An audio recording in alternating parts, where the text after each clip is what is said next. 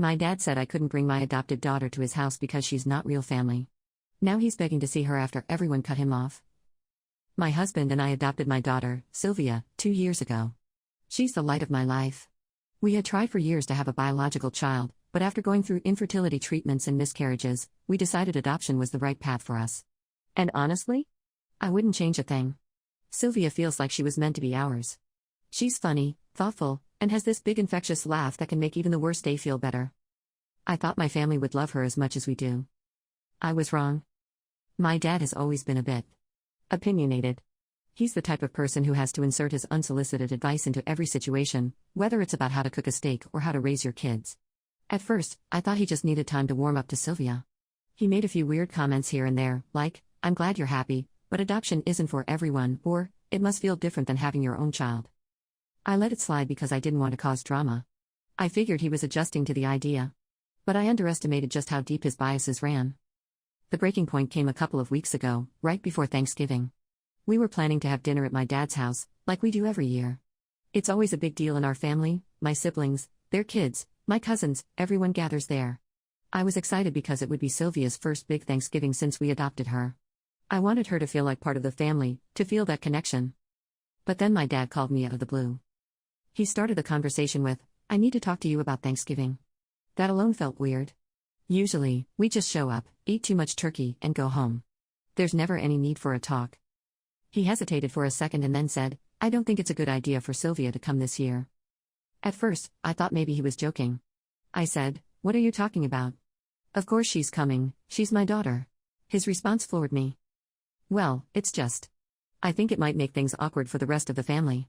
She's not really part of the family, you know? She's not blood." I sat there in stunned silence. I couldn't believe what I was hearing. Not part of the family? What does that even mean? She's my daughter. My husband and I went through hell to bring her into our lives, and my dad had the audacity to say she doesn't count because she doesn't share our DNA. I was so angry I could barely speak. I finally managed to say, "Dad, that's the most disgusting thing I've ever heard. She's your granddaughter." He doubled down. "I'm just trying to be realistic. I think some people in the family might feel uncomfortable. It's a family event and, well, she's not exactly family, is she?" I could feel my blood boiling. I said, "If Sylvia isn't family, then neither am I. You can have your Thanksgiving without us." He tried to backpedal a little, saying he didn't mean it like that, but the damage was done. I hung up the phone, furious. My husband saw the look on my face and asked what happened, and when I told him, he was livid. He told me we should cut my dad off completely, but I wasn't sure what to do.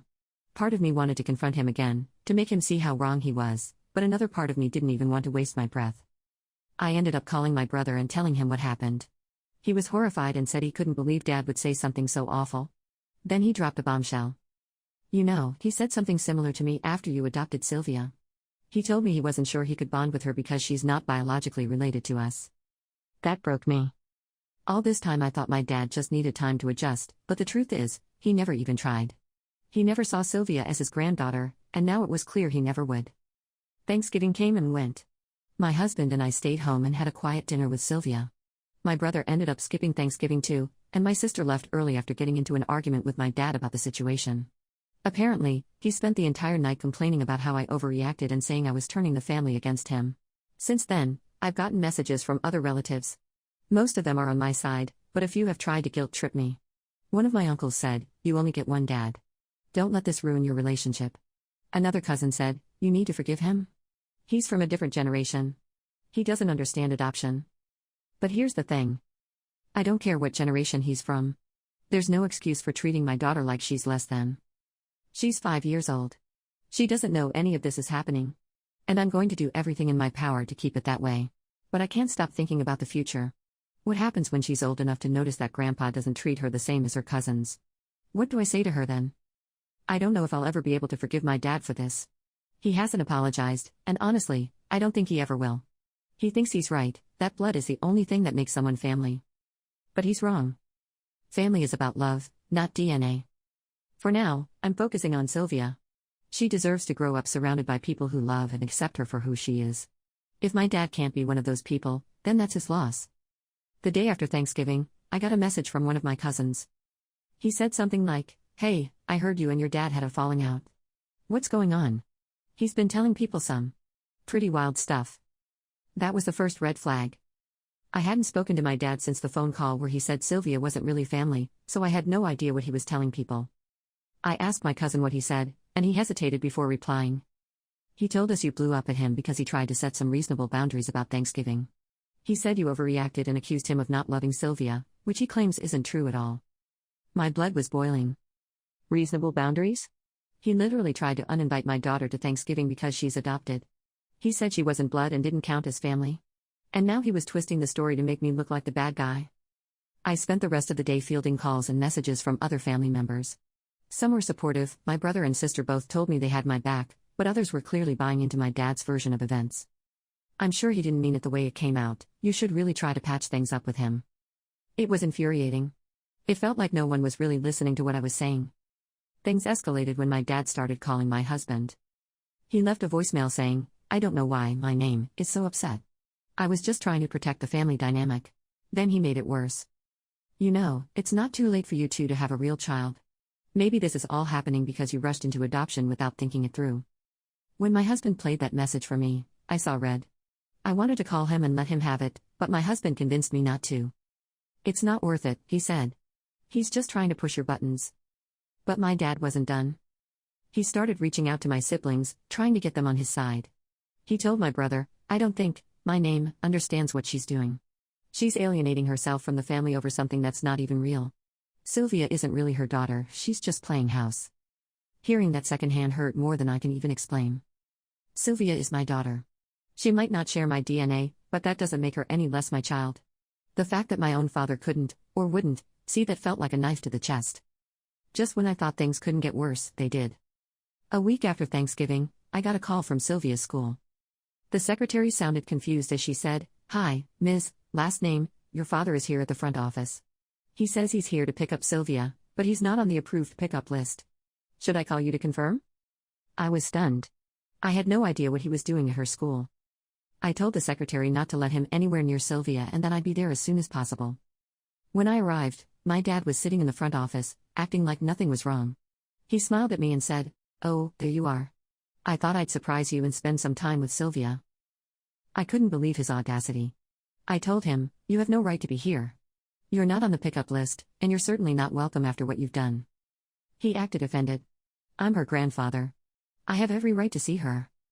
I looked him dead in the eye and said, "No, you don't. Not after what you said about her. You don't get to treat her like she's not part of this family and then show up here like nothing's happened." He started crying, making a scene in front of the school staff. "I just want to be part of her life. Why are you punishing me for being honest?" At that point, I'd had enough. I told him to leave and made it clear that if he ever showed up at Sylvia's school again, I'd call the police.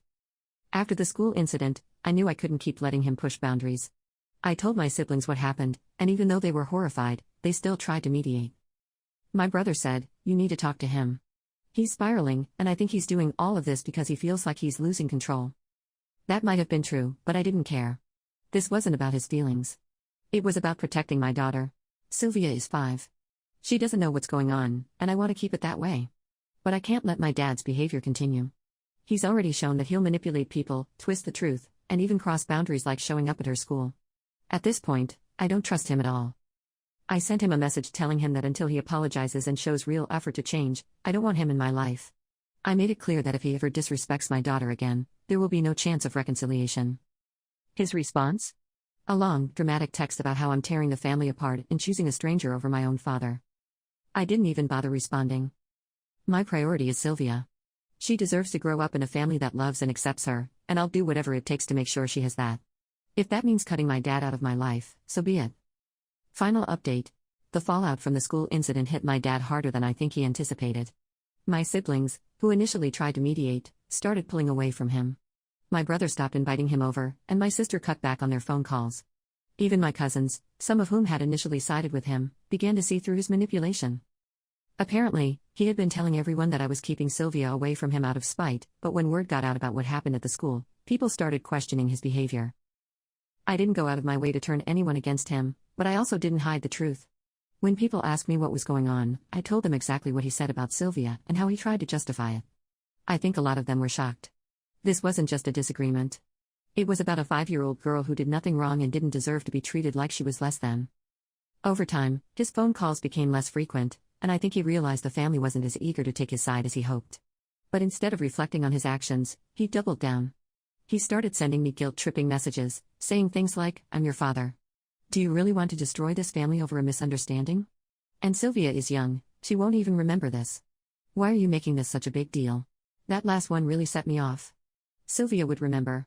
She might not understand everything that's happening now, but she's smart. Kids know when they're being excluded, and I wasn't about to let my dad's toxic behavior make her feel unworthy or unloved. Then, out of nowhere, my dad stopped reaching out altogether. For a while, I didn't hear anything from him, and I thought maybe he had finally given up. But a few weeks ago, I got a call from my brother. He told me my dad had been acting strange, crying during their conversations, talking about how he lost everything because of me, and even saying he might sell his house and move to a different state. My brother asked if I'd consider sitting down with him to clear the air. I told him the same thing I've been saying from the beginning. If he apologizes and makes an effort to change, I'll talk to him. But I'm not going to pretend everything's okay just because he's upset. He hurt my daughter. That's not something I can just sweep under the rug. A few days later, my dad finally reached out. He sent me a long email, probably the longest message I've ever gotten from him. In it, he said he regretted how things had turned out and that he never meant to hurt Sylvia. He said he just wasn't sure how to handle the adoption, and that it had been hard for him to adjust. But even in his apology, he couldn't help but justify his actions. He wrote, "I was only trying to be honest with you, and I thought you'd appreciate my perspective as your father." It wasn't an apology, it was an excuse. He still didn't take responsibility for his actions. He still didn't see what he did wrong. I didn't respond right away. I needed time to process. My husband and I talked about it, and he made a good point. Do you really think he's going to change, or is this just another way to get what he wants? I didn't have an answer. Then, last week, my dad showed up at our house unannounced. It was the first time I'd seen him in months. He was holding a bag of gifts and said he wanted to give them to Sylvia for Christmas. He looked tired, his face was pale, and his eyes were red, like he'd been crying. For a split second, I almost felt bad for him. But then I remembered everything he said and did, and all that pity turned into anger. I stepped outside and closed the door behind me so Sylvia wouldn't hear us. I told him, "You can't just show up here like this. You're not welcome until you fix what you've done." He started crying and said, "I'm trying, okay? I'm trying to make things right.